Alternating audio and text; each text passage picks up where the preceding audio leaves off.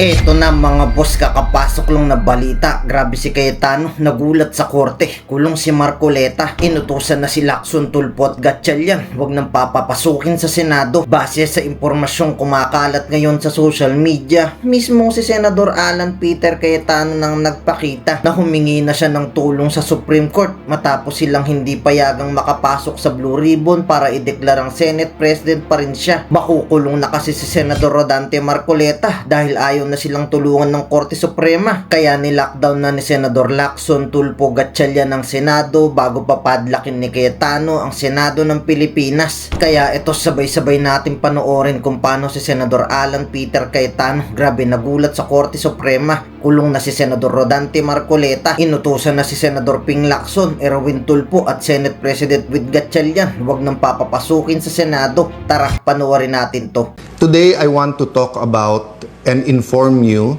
about 4 newsworthy items, the Blue Ribbon Committee, its mission, at nasaan tayo ngayon. Pangalawa po, yung special session.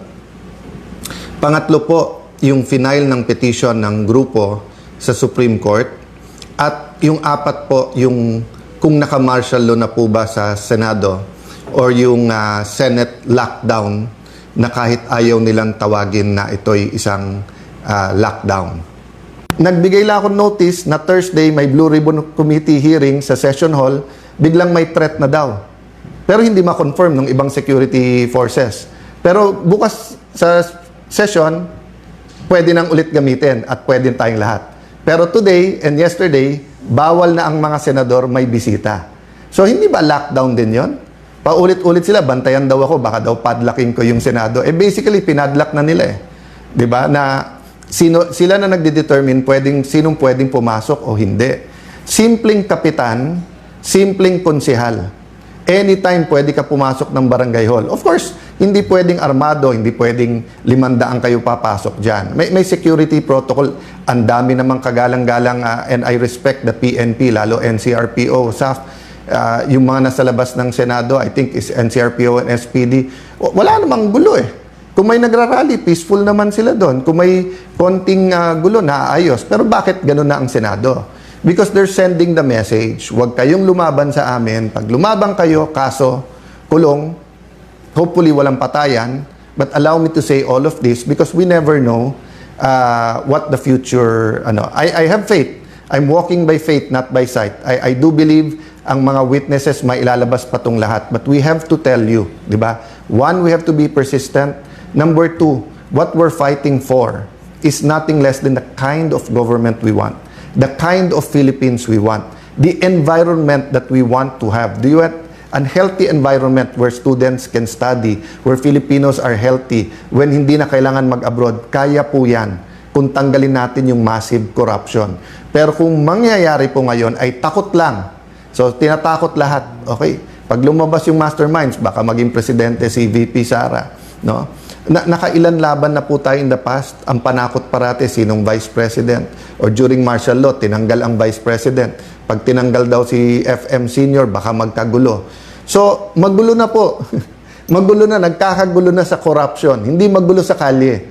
Pero magulo ang sistema natin, kaya maraming kailangan umalis ng Pilipinas para maghanap ng trabaho. Maraming nagugutom dahil magulo ang pagnanakaw sa ating bansa. Ang kailangan ayusin ay mawala ang pagnanakaw. Hindi yung ayusin yung pagnanakaw na yun ang ginagawa ngayon. So, nung sinabing magulo kasi sa pagnanakaw, edi ayusin pagnanakaw, ayusin natin, tahimik, sino lang, tama lang, medium-size maleta lang. Hindi po. We have to change all of that and we have that opportunity. So, let me sum it up, no? The Blue Ribbon Committee, habang yan po ay legitimately under sa grupo, we will support Senator Dante Marcoleta. He is under much pressure. Baka nga kasuhan na daw, baka labasan na ng warrant of arrest.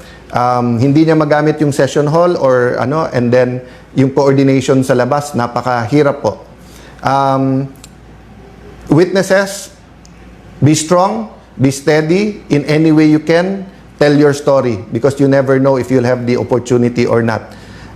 Special session, we continue to discuss but obvious sa amin ang target dito ay kunin ang Blue Ribbon Committee at i-secure yung Senate presidency. Actually, pinag-usapan namin ng grupo, kunin na nila lahat, Senate presidency, lahat ng committees. Pero kung sincere sila, iwan sa atin yung Blue Ribbon Committee para ang buong katotohanan. Mag-attend sila. Hindi naman natin gusto ng hearing na isang side lang nandun, pero hindi bibigay. Supreme Court, pray that it will be taken up. Pray for all the justices. Pray na ma-articulate ng both sides yung kanilang stand. Diba? Tapos Senate, pag-pray nyo po, kasi ang Senate is the last bastion of democracy. No? Yun ang sinasabi na, ibig sabihin po, pag napatahimik na lahat, nandyan yan. Kasi dumating ang time in martial law, pati media, kaya nga hangang-hanga dati ako noon sa Malaya at saka sa Inquirer dahil nga may boses ng oposisyon. Ngayon, ang style nila is hindi patahimikin yung media kung hindi guluhin, di ba? Tignan nyo yung sabihin lang, wag tawagin 18 Marines. Bakit? Hindi ba sila dating Marines? Hindi ba pati pag-retired tawagin? So naging bagman. Ang bagman po, yun yung taga-kuha mo ng pera, hindi yung taga-buhat ng pera. So yung mga bagman po, yun po ang sinusumbong nung 18. Hindi po sila bagman. Tapos ngayon, former employees of Zaldico. At yung mga media, sumusunod yung iba. So, ang Malacanang na pala nagdidikta how to describe a witness. No? Ako hindi ko dinidikta sa media. But ang sinasabi ko lang, that's the kind of environment we have now. That the anti-corruption forces can only rely on truth. But the pro-corruption forces have all the means, even the small means of crafting words so that emotions can be controlled. Ang pinaglalaban namin, hindi power, hindi position, prinsipyo. So, kung 13 na sa kanila, congratulations. We know how you got it, sa pananakot, panunuhol, sasabihin, ikukulong. But sabi namin na anytime na 13 kayo na mamuno. Pero hindi magbabago principle namin. Kaya ang tanong ko, kung makukuha nyo yung 13, buburahin na naman natin yung flood control or IFRO front and center natin to. Lahat, kinukuyog nyo buong Pilipinas na magkaroon ng impartial na impeachment. Pero ayon yung hindi kayo ang mag-preside.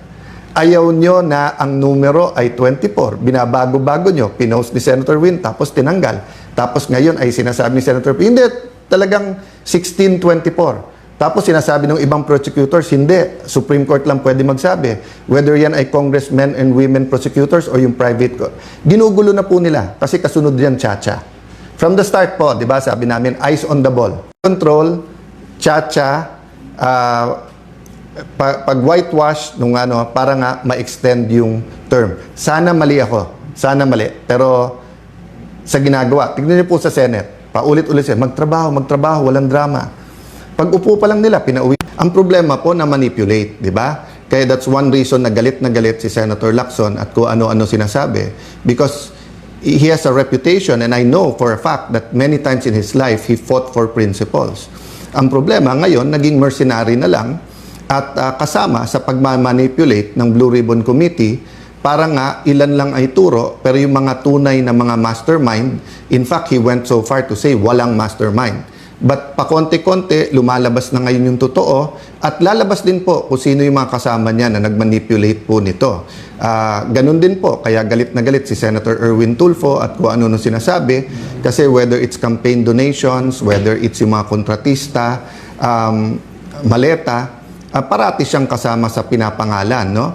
So, but my point is this, there will be many issues thrown against me individually, thrown against any of the witnesses, thrown against our group of senators. Yes, tama na ibalita to sa news. So whether yan ay yung special session tomorrow, whether yan yung May 13 na pagsugod ng NBI, whether yan yung threat sa Senado next week. Pero tandaan nyo po marami dito distraction. Marami dito nililihis ang issue kasi ang issue, pagka ang flood control ay nahimay at nasolve natin, we will be able to come up with a system that will fight corruption effectively. If not, this will be the biggest cover-up for the biggest corruption scandal ever in our country. So, eyes on the ball tayo. So, ano po ang sinasabi kong purpose-driven? Our purpose is the Lord's plan for our country. I believe po, the way the Lord made the Filipino, napaka-adaptable, napakadaling matuto, napaka-respectful, hindi nagtatanim ng galit. Kita mo, ang Hapon, meron pa rin silang problema sa Chinese, sa Korean. Pero kung titignan mo sa atin, best friends na natin, partners na natin in development, makikita mo, dati may problema din tayo sa Malaysia, but now we have 2 disputes with them, but we are cooperating and we have a very good relationship with them. Ganun din sa Vietnam, kakabisita lang ng leader nila, pero meron tayong dispute sa West Philippine Sea sa kanila. So makikita nyo po ang Pilipino, ang number 1 asset natin syempre yung tao, yung Pilipino mismo. But you name it, no? Whether beautiful islands, mga beach, karagatan, oil, gas, gold, lahat meron ng Pilipinas eh. Lupa, napakaraming lupa ng Pilipinas pero napakaraming walang lupa o walang matirahan, di ba? So corruption is not the only issue, but it is a major issue because with corruption, mali din yung policies natin. May mga bansa kasi na may corruption pero tama policies nila. Sa atin, our policies are being driven by that corruption. So like the policy na ang Senate ay mailagay sa ilalim ng Malacanang at yung 12 daw ay pwede, hindi 13. So may statement po kami, it's also posted dito sa Facebook. So yun po ang statement sa final natin sa Supreme Court. We believe in the system. Diba? Ako'y naniniwala na yung pakikibaka, yung pagiging aktivismo, marami po yan. May prayer vigil, may rally, may posting, may debate sa Senado, may mga forums, may panawagan. Kasama din po dito ang ating mga branches of government. And sabi po sa ating Philippine Constitution, pag may violation ng Constitution, sa Supreme Court talaga ang punta. So, pakibasa na lang po ang aming statement para hindi ko ituon lahat ng oras dyan. But nasa Supreme Court ngayon po yan. And we have faith, no, that the issue is something that is very important not only now but in the future. The issue will determine our kind of democracy, our kind of... Wait lang mga boss, sa lahat ng solid supporter na sumusuporta sa channel na ito, maraming salamat po. Gusto ko lang kayong invite sa bago nating YouTube channel. Nasa comment section yung link ng bago nating YouTube channel. I-click nyo lang yan para makapag-subscribe. Kaya tara, panoorin na ulit natin to. Government, it will also be a lesson to all senators when it comes to power and restraint and following rules. Tandaan nyo po pag walang rules, pag walang batas, chaos po tayo. Ang mangyayari wild west. Kung sino mas malakas boses, sino mas maraming barel, sino mas maraming pera, or babalik tayo dun sa, yung pag-uusapan natin ngayon, 4 P's Plans, persistence, purpose, principle. Pero kapag walang batas, babalik tayo dun sa guns, goons, and gold. Diba? Yan yung 80s yan yung sinasabi na pagka may 3G ka, hindi 3G ng cellphone. Ang ibig sabihin nun, guns, may armas ka, nandyan sa'yo police o militar or may private army. Goons, kasi kahit may baril ka, kung wala ka naman tao, but gold. Diba? Kaya yung biro nung time na yon na tinutotoo ng ibang politiko or warlords is the golden rule. Who has the gold rules? So, alam naman natin ngayon kung nasaan yung gold, nasa maleta. At lumalabas kung sino nakakakuha ng mga maraming maleta. So, pinaglalaban ngayon using the modern day guns and goons para maprotektahan yung kanilang gold. Ginagamit din po yung gold. So, persistence, purpose. So, ano po purpose natin? Purpose, lumabas ang totoo. Purpose is to build the kind of Philippines that we all want. May I ask the law students or all students, Constitution, Philippine Constitution is a subject that we should all embrace. Tignan nyo po yung preamble ng ating konstitusyon. Basahin nyo ng basahin po yon. Ako po, pag medyo na-disillusion or kailangan paalalahanin ko kung anong ating pinaglalaban, of course, binabasa ko po yung Bible, respecting everyone kung ano religion nyo, going to God is the primary, di ba? But secondarily, I go to the preamble of the Constitution at pag nabasa mo yan, mararamdaman mo yung struggles ng ating mga heroes. No? So what are plans? Sabi po sa Jeremiah 29:11, "For I know the plans I have for you, plans to prosper you and not to harm you, plans to give you hope and a future." So sabi ng Panginoon, maganda plano ko para sa inyo. Planong pagpalain kayo at hindi saktan. Plano bigyan ng pag-asa at kinabukasan. Sabi ng aking kaibigan, aking kapatid, si Carlos, yung kinabukasan at yung pag-asa, pinagsama niya doon. Kasi nga, yung pag-asa mo ngayon, pero may pag-asa ka rin bukas sa mga anak mo. So, what we're doing now will affect. So, EDSA 1 affected my generation. EDSA 2 affected the other generation. Diba? All these scandals, Napoles, ngayon flood control, how we handle it will affect the generation of the Gen Z and the generation that has yet to be born. That's why it's important we're persistent at wag natin tong bitawan. So tomorrow may special session. Kung titignan mo lahat nung nasaan, ang gaganda, di ba? Isang tingin mo, sabi ko, ang gaganda ng mga bills na to. Some I agree with, some I don't. But kung titignan mo, katulad ng anti-dynasty law, nasa interpellation pa lang yan eh. Imposibleng mapasa yan sa isang araw unless brabrasuhin nila para may pakitang tao. Kung titignan mo yung ibang bills, alam nyo ba, pwede namin pinasayan nung Senate President ako. Pero hindi naglagay ng members sa committee yung nagsasabing sila na majority ngayon, yung 11 na naging 12. So, yung sinasabi nila na mga generals, and ako yung humingi ng apology sa kanila, naipit sila sa mga to, alam nyo, nung nag-adjourn sinidi sila ng Wednesday, pwede silang mag-session hanggang Friday kung naniniwala talaga sila na yung 12 nila ay may quorum. At pwede lang gawin lahat ng gusto nilang gawin sa special session tomorrow.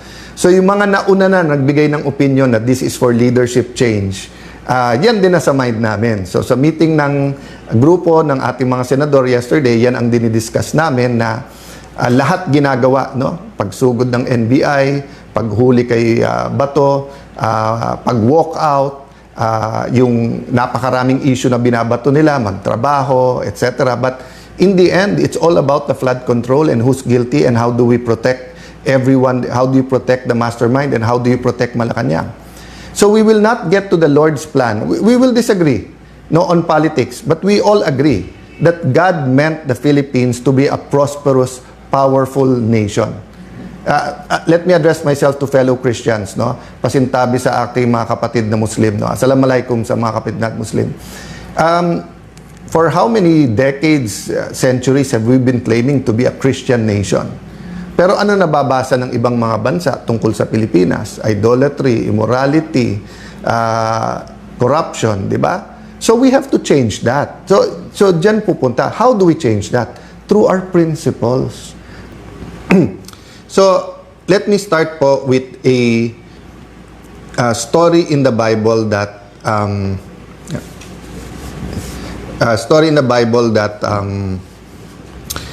madalas ko tong pag-isipan, nakaka-encourage to sa akin at nag-e-encourage po sa iba. So, inaayos lang po yung phone ko, medyo mabigat. Ang tumatagilid po yung phone, hindi po tayo. Ayan. Laban lang po tayo. Okay. So, ito pong story na to ay alam ng napakaraming tao. Ito po yung story ng persistent widow, no? Persistent widow, meron po isang byuda, taas pa ng nakatagilid. So, may isa pong byuda, hindi po nakalagay sa Bible kung ano ang naging problema niya or what injustice she suffered. Pero ang nangyari po dito ay sinasabi na pinupuntahan niya po yung judge, pero hindi po siya binibigyan ng justice. So, kumbaga ho, sa salita natin ngayon, kinukulit niya po ang judge. Pupuntahan sa opisina, pupuntahan sa bahay, hanggang dumating po yung punto na ang sinabi po ng judge sa kanya is, hindi ako takot sa Diyos, hindi ako takot sa tao. So, isipin niyo po, ang isang tao na magsabing wala siyang takot sa Diyos, ha? Wala siyang takot sa Diyos. Tapos sabihin niya, hindi rin siya takot sa tao, ibig sabihin po, or walang kinakatakutan na tao, meaning, ganun siya kasiga.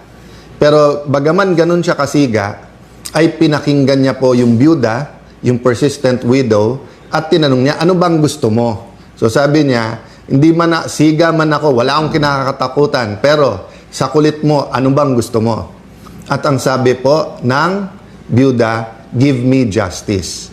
And the Bible says, what more ang Panginoon na nagmamahal sa iyo, Hindi ka ba bibigyan ng justice kung parati kang nagdadasal, kung parati kang kumikilos at hiningi ang hustisya?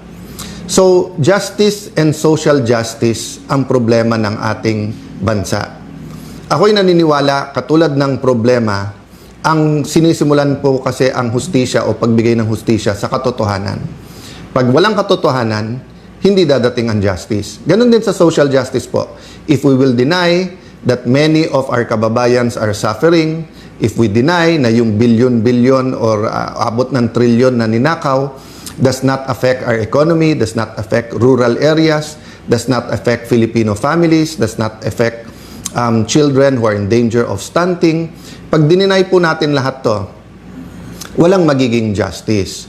So, I'd like to encourage everyone in your own way, whether it's prayers, whether posting in your social media, whether it's encouraging your barkada, talk about entertainment, talk about good things, but also talk about what kind of Philippines you want. What kind of government do you deserve? What kind of environment should your children have in school? Ngayon, half day na lang yung mga pasok, di ba? Nag-K to 12 tayo, napakamahal para sa ordinaryong tao yung additional 2 years.